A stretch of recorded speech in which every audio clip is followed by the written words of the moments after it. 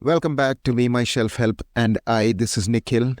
Welcome to episode 4. By now, if you have had the chance to listen to the previous episodes, you might be wondering what's going on. Where is this leading to? What is happening with this podcast?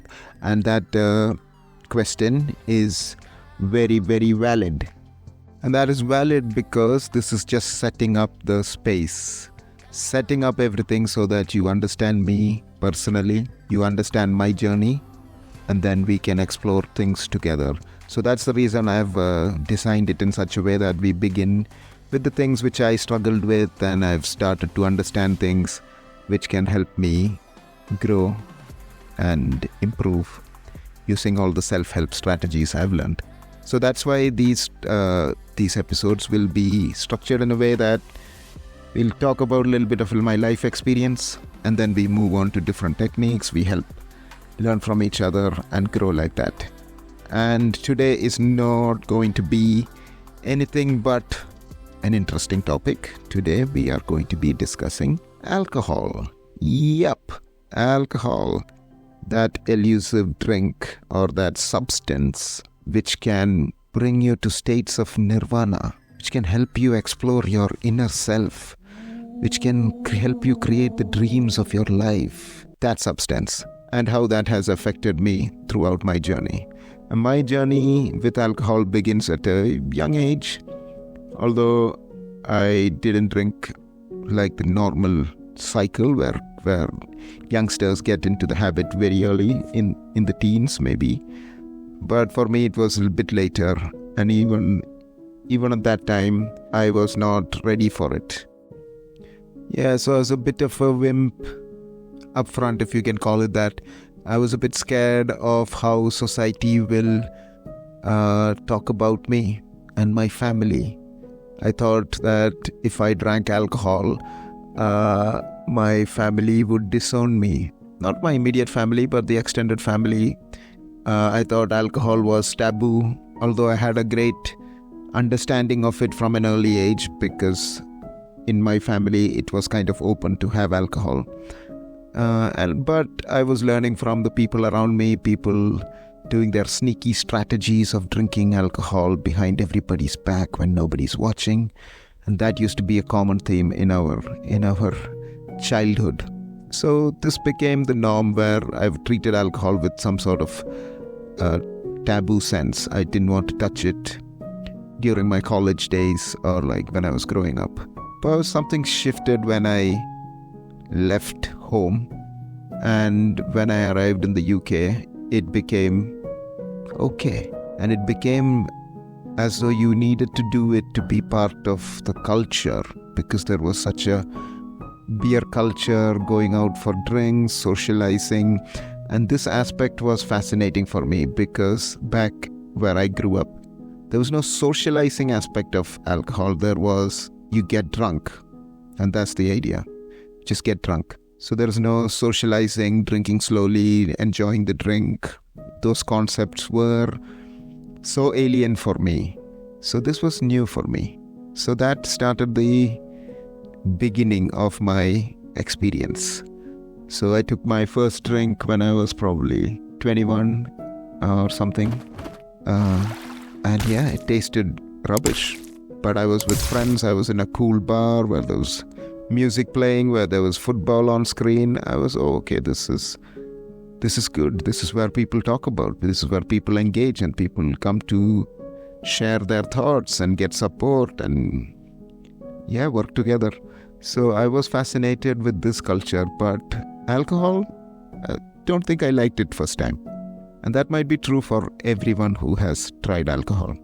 And my idea here is, if you have an amazing relationship with alcohol, good on you, and that is amazing.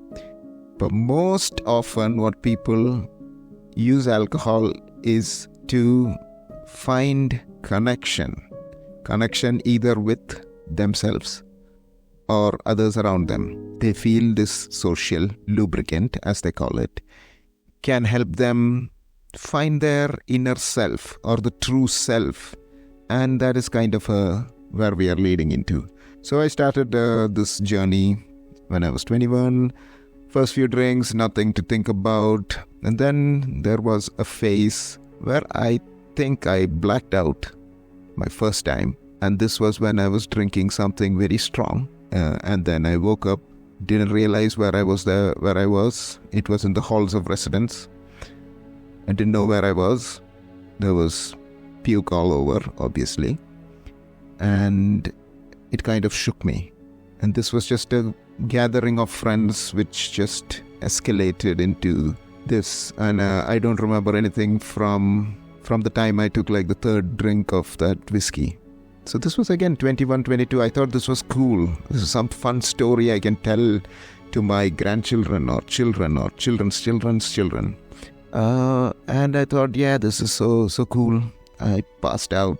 I woke up, didn't know where I was, who I was, what I was. And luckily the friends around me took care of me, so that's good. So alcohol brings a lot of camaraderie to the sick, which I have noticed. Whenever you're sick, when you're with alcohol people, they take care of you.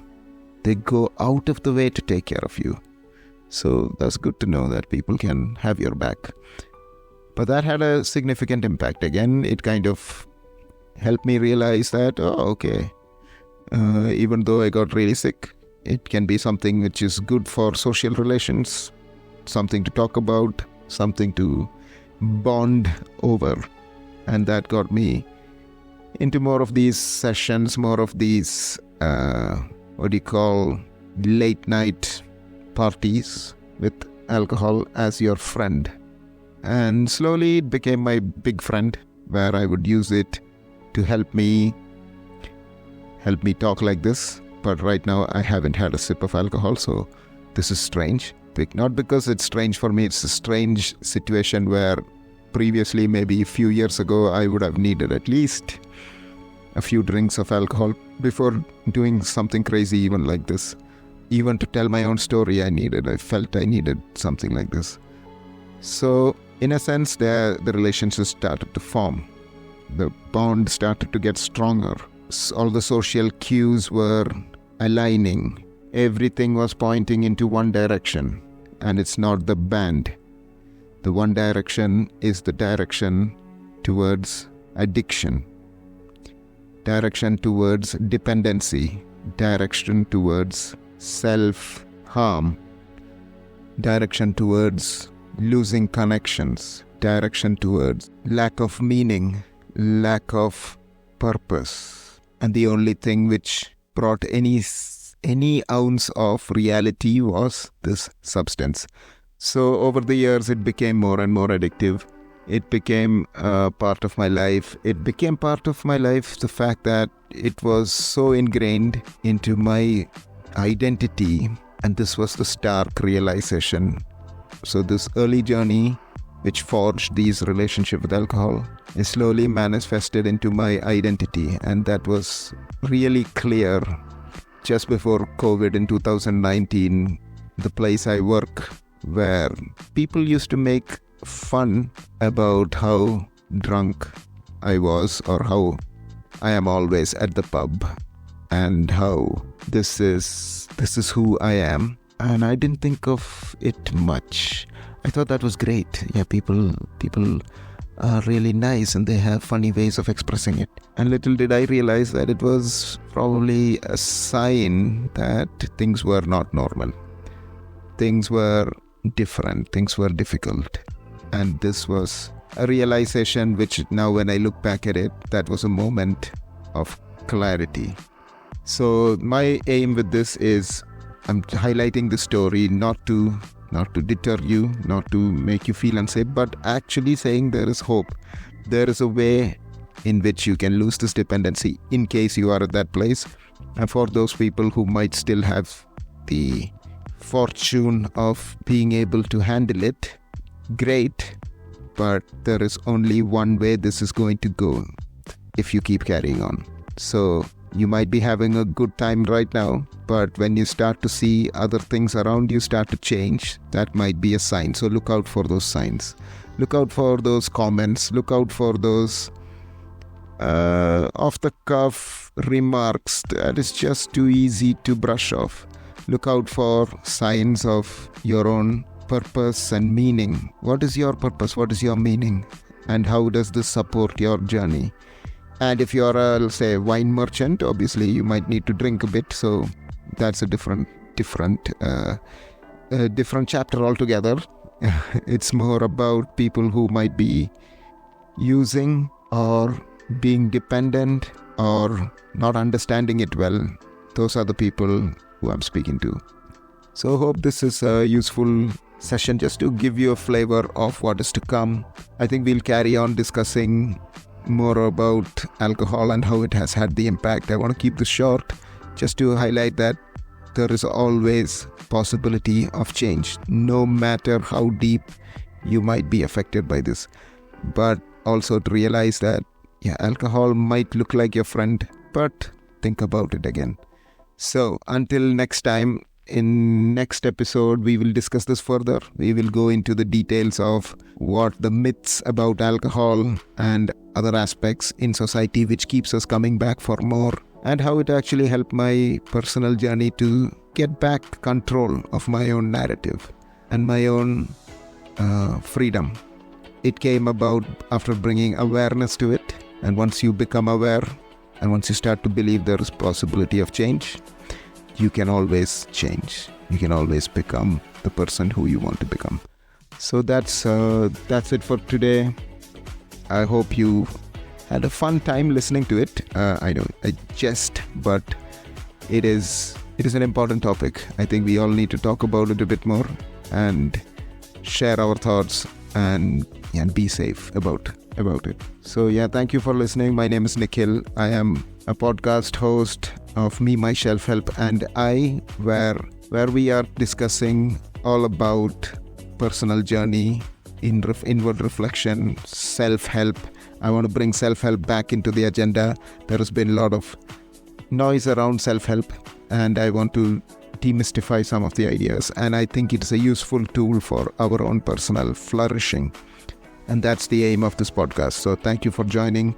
Please reach out to if you have any issues, want to talk about in person, about your situations with this story, any story.